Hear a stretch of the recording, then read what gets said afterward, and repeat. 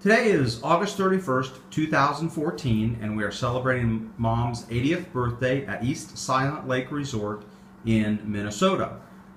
Here with us are Lynn and Scott and Steve Jackson, along with Clay Rose and Nina Jackson. And sorry, Lynn, but you're Lynn Rose. But we're having a wonderful time, and we're just going to take this time to ask Mom a few questions. So, Mom, first question is from me, Scott.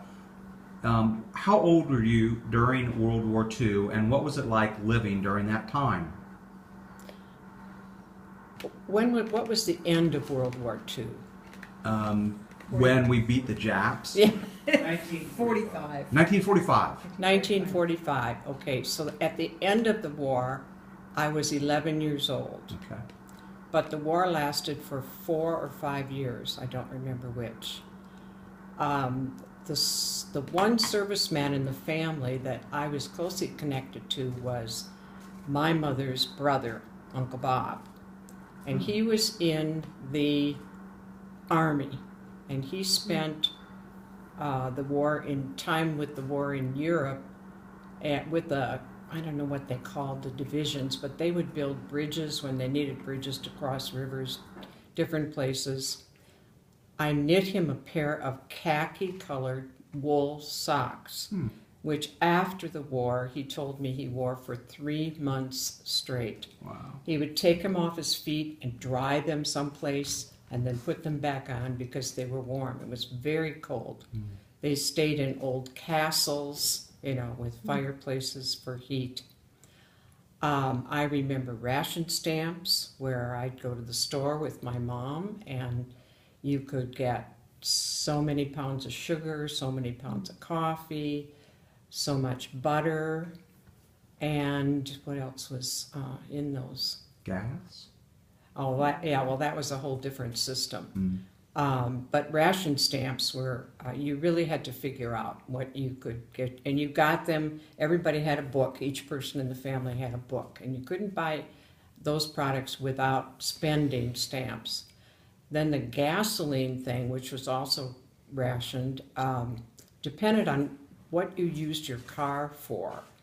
Most people like us, I think, had a C sticker, which was the least important, and I don't remember how much gas you could or couldn't get.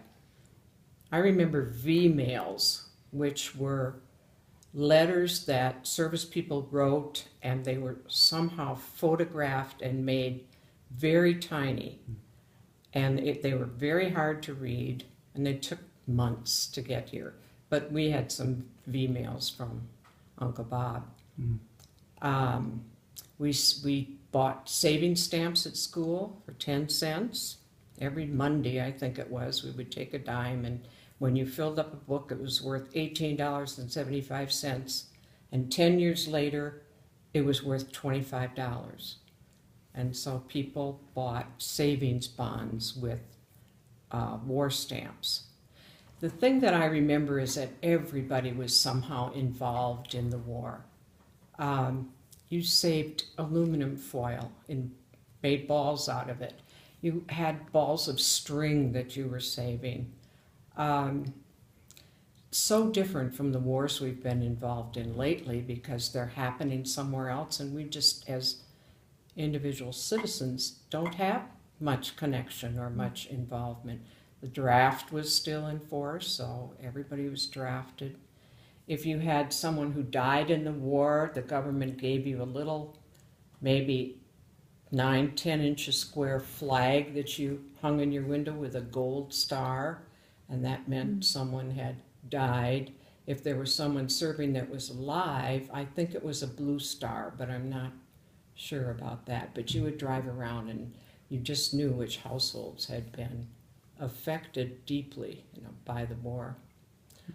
I think those are the highlights of what I remember from World War II. I remember wanting to go downtown to celebrate the end of the war, and my mother thought I was way too young because she thought it, and it was chaotic downtown in Milwaukee. That's where I lived at the time. So, Good. Thank you. Thank you.